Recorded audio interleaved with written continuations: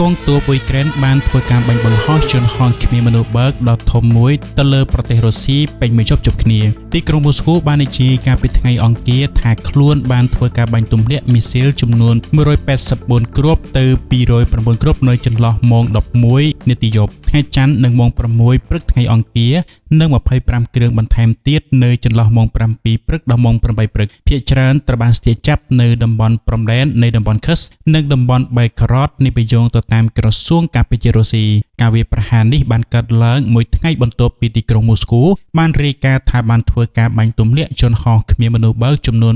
251គ្រឿងនៅក្នុងការវាយប្រហារសងសឹកដ៏ធំបំផុតមួយរបស់ទីក្រុងគីវដែលបណ្ដាលឲ្យមនុស្សចំនួន2នាក់បាត់បង់ជីវិតក្នុងចំណោមគោលដៅដែលត្រូវបានរាយការណ៍គឺទីក្រុងTumen របស់រុស្ស៊ីដែលរងការវាយប្រហារដោយយន្តហោះគ្មានមនុស្សបើកជាលើកដំបូងកាលពីល្ងាចថ្ងៃទី6ខែតុលាការវាយប្រហារបានឈានដល់ចម្ងាយ2000គីឡូម៉ែត្រពីព្រំដែនអ៊ុយក្រែនដែលជាការវាយប្រហារដ៏ជ្រៅបំផុតមួយនៅក្នុងប្រទេសរុស្ស៊ីចាប់តាំងពីការចាប់ផ្ដើមនៃសង្គ្រាមពេញលេញមកអាជ្ញាធរនៅក្នុងតំបន់បាននិយាយថាយន្តហោះគ្មានមនុស្សបើកចំនួន3គ្រឿងត្រូវបានរកឃើញនិងធ្វើការបាញ់ទម្លាក់នៅទីតាំងឧស្សាហកម្មមួយក្នុងសង្កាត់អាន់ទីផូណូនៃទីក្រុង Tumen មន្ត្រីបានបញ្ជាក់ថាมันមានការផ្ទុះឆាបឆេះឬរងការរបួសនោះទេ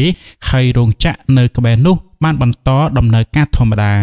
វីដេអូដែលត្រូវបានចែករំលែកនៅលើប្រព័ន្ធផ្សព្វផ្សាយសង្គមបានបង្ហាញរថយន្តពន្លត់អគ្គិភ័យនិងរថយន្តសង្គ្រោះបន្ទាន់ឆ្ពោះទៅកាន់តំបន់នោះបណ្ដាញសារព័ត៌មាន Telegram នៅក្នុងស្រុកបានរាយការណ៍ថាបានលើការផ្ទុះចំនួន2នៅជិតរោងចក្រចម្រាញ់ប្រេងនៃទីក្រុង Tumen ដែលជាកម្មសិទ្ធិរបស់ក្រុមហ៊ុន Racinvest LLC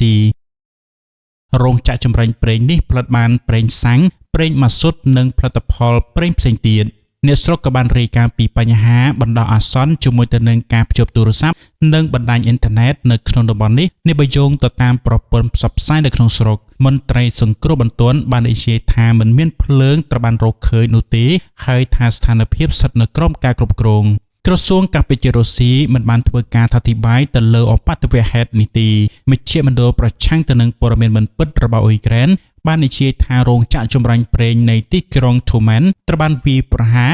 និងដំណើរការប្រេងឆៅប្រហែលជា9លានតោននៅក្នុងមួយឆ្នាំបណ្ដាញសារព័ត៌មានឯករាជ្យអ៊ុយក្រែន Island Nova Plus ក៏បានអះអាងផងដែរថារោងចក្រចម្រាញ់ប្រេងនៅជិត Antipino ត្រូវរងការខូចខាតអ៊ុយក្រែនបានបង្កើនការវាយប្រហារដោយយន្តហោះគ្មានមនុស្សបើកទៅលើកន្លែងផលិតប្រេងនិងឧស្ម័នរបស់រុស្ស៊ីតាំងពីរដូវក្តៅមកម្ល៉េះដោយវាយប្រហារទៅលើរោងចក្រចម្រាញ់ប្រេងនៅទូទាំងតំបន់ជាច្រើនការវាយប្រហារនេះបានធ្វើឲ្យខូចខាតប្រេងឥន្ធនៈរបស់រុស្ស៊ីកាន់តែអាក្រក់ទៅដោយជំរុញឲ្យតម្លៃសាំងកើនឡើងដល់កម្រិតខ្ពស់និងបង្ខំឲ្យរដ្ឋាភិបាលផ្អាកការនាំចេញប្រេងឥន្ធនៈរហូតដល់យ៉ាងហោចណាស់ចុងឆ្នាំ2025គិតមកត្រឹមថ្ងៃទី28ខែកញ្ញាចំនួន 38% នៃសមត្ថភាពចម្រាញ់ប្រេងបឋមស្មើទៅនឹង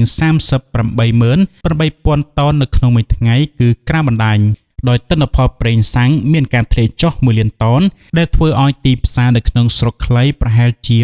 20% នៃតម្រូវការនេះបើយោងទៅតាមទិន្នន័យពីទីភ្នាក់ងារស៊ើបការទីផ្សារស៊ីឡាដកស្រង់ដោយសារព័ត៌មាន RBC យូក្រែនទំហំនៃការបិទរោងចក្រចម្រាញ់ប្រេងបានក្លាយទៅជាប្រវត្តិសាស្ត្រដែលមិនធ្លាប់មានពីមុនមកការដាច់ចរន្តនៅក្នុងខែកញ្ញាបានលើសពីកំណត់ត្រាមុនដែលកំណត់នៅក្នុងខែសីហានៅពេលដែលសារព័ត៌មាន Reuters បានគណនាការបិទនៅ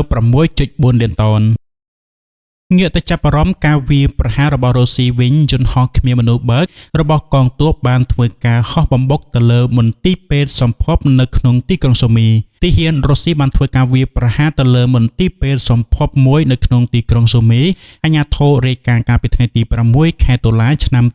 2025ប្រធានការិយាល័យប្រធានាធិបតីគឺលោកអេនត្រីយម៉ាក់បាននិយាយថាមានបុគ្គលិកចំនួន120នាក់អ្នកជំងឺចំនួន35នាក់និងកុមារចំនួន11នាក់នៅខាងក្នុងអគារនៅពេលដែលមានការវាយប្រហារគ្រប់គ្នាអាចជ្រកបានទាន់ពេលវេលាហើយមិនមានអ្នករងរបួសត្រូវបានគេរាយការណ៍នោះឡើយភ្លើងត្រូវបានពន្លត់ដោយក្រុមអ្នកជួយសង្គ្រោះបឋមអភិបាលខេត្តគឺលោកអូលេរីហូរ៉ាវបាននិយាយថានេះគឺជាការវាយប្រហារដ៏ឃោរឃៅមួយទៀតរបស់កងទ័ពរុស្ស៊ីទៅលើហេដ្ឋារចនាសម្ព័ន្ធនៅនឹងមន្ទីរពេទ្យដែលមានការសម្រាប់ព្យាបាល ទៅលើជីវិតមនុស្សការតាំងទីលំនៅនៅតាមព្រំដែននៃទីក្រុងស៊ូមីភាគឦសាននៃប្រទេសអ៊ុយក្រែនត្រូវរងការវាយប្រហារពីប្រទេសរុស្ស៊ីជារៀងរាល់ថ្ងៃការវាយប្រហារមិនឈប់ឈរបានបង្កឲ្យមានការជម្លៀសជាចាំបាច់នៅក្នុងសហគមន៍រាប់រយកាលពីថ្ងៃទី4ខែតុលាការវាយប្រហារដោយយន្តហោះគ្មានមនុស្សបើកចំនួន2របស់រុស្ស៊ីទៅលើស្ថានីយ៍រថភ្លើងក្នុងតំបន់បានសម្លាប់មនុស្សចំនួន1នាក់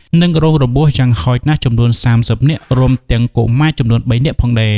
រុស្ស៊ីមានបំណងបើកជួរមុខថ្មីនៅក្នុងទីក្រុងស៊ូមីនៅទីខែរដូវដោយដណ្ដើមយកភូមិជាច្រើននៅក្នុងខែឧសភានិងខែមិថុនាហើយបានរុលចូលមកក្នុងចម្ងាយ20គីឡូម៉ែត្រនៃរដ្ឋធានីនៅក្នុងតំបន់ប្រធានាធិបតីអ៊ុយក្រែនលោក Volodymyr Zelensky បានប្រកាសនៅថ្ងៃទី12ខែកញ្ញាថាកងកម្លាំងអ៊ុយក្រែនបានរារាំងទាំងស្រុងពីការវាយលុកទៅលើទីក្រុងស៊ូមីរបស់រុស្ស៊ី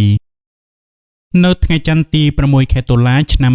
2025នេះរុស្ស៊ីក៏បានអះអាងផងដែរថាខ្លួនបានទប់ស្កាត់ដ្រូនរបស់អ៊ុយក្រែនដល់ទៅជាង250គ្រឿងដែលបានបាញ់សម្ដៅមកលើទឹកដីរុស្ស៊ីនៅយប់ថ្ងៃអាទិត្យឈានចូលថ្ងៃច័ន្ទគូបញ្ជាក់ផងដែរថានេះគឺជាការវាយប្រហារទ្រង់ទ្រាយធំបំផុតមួយពីសំណាក់អ៊ុយក្រែនចាប់តាំងពីសង្គ្រាមនៅអ៊ុយក្រែនបានផ្ទុះឡើងកាលពីជាង3ឆ្នាំមុនផ្អែកតាមប្រភពសារព័ត៌មានពីរុស្ស៊ីដ្រូនអ៊ុយក្រែនសរុបទាំងអស់251គ្រឿងបានហោះឆ្ពោះទៅវាយប្រហារត្រង់ទីតាំងផ្សេងៗគ្នានៅលើទឹកដីរុស្ស៊ីនៅក្នុងតំបន់ក្រាស្នូដាជាប់មាត់សមុទ្រខ្មៅប៉ែកខាងត្បូងនៃប្រទេសរុស្ស៊ីរោងចក្រចម្រាញ់ប្រេងមួយកន្លែងបានរងការវាយប្រហារដោយដ្រូនអ៊ុយក្រែនដែលបង្កឲ្យមានអគ្គិភ័យនិងបុគ្គលិកចំនួន2នាក់រងរបួសនេះបើតាមការឲ្យដឹងពីក្រុមសង្គ្រោះដែលនៅផ្ទល់នឹងកន្លែងចំណែកខេត្តបេកូរ៉តជួបទៅនឹងព្រំដែនអ៊ុយក្រែនអ្នកស្រុកចំនួន5400នាក់គ្មានចរន្តអគ្គិសនីប្រើប្រាស់ក្រោយពីការវាយប្រហារដោយដ្រូននិងមីស៊ីលពីសំណាក់អ៊ុយក្រែន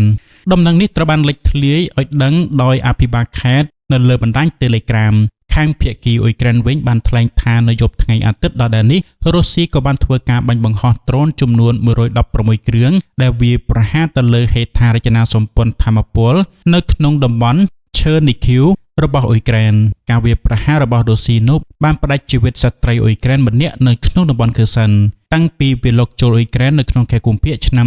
2022មករុស្ស៊ីតែងប្លង់គ្រាប់មីស៊ីលនិងយន្តហោះដ្រូនសឹងគ្មានលួសថ្ងៃណាឡើយនៅប៉ុន្មានថ្ងៃចុងក្រោយនេះរុស្ស៊ីបានបង្កើនការវាយប្រហារទៅលើបណ្ដាញអគ្គិសនីអ៊ុយក្រែនដែលបង្កក្តីព្រួយបារម្ភថាអ៊ុយក្រែនអាចនឹងគ្មានអគ្គិសនីទូទាំងប្រទេសដោយការរដូវធ្លាក់ទឹកកកក្នុងឆ្នាំ2024កន្លងទៅគិតមកត្រឹមចុងខែកញ្ញាឆ្នាំ2025ទីក្រុងមូស្គូបានតាំងការត្រួតត្រាប្រមាណជា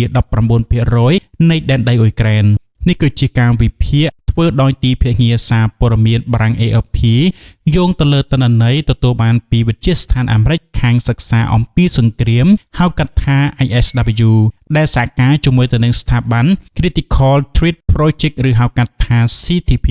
តែយ៉ាងណាដំណើរការរត់ទៅមុខនៃកងទ័ពរុស្ស៊ីនៅក្នុងខែកញ្ញាកន្លងទៅហាក់កំពុងថមថយល្បឿនទៅវិញបើប្រៀបធៀបទៅនឹងខែកក្កដាកន្លងទៅ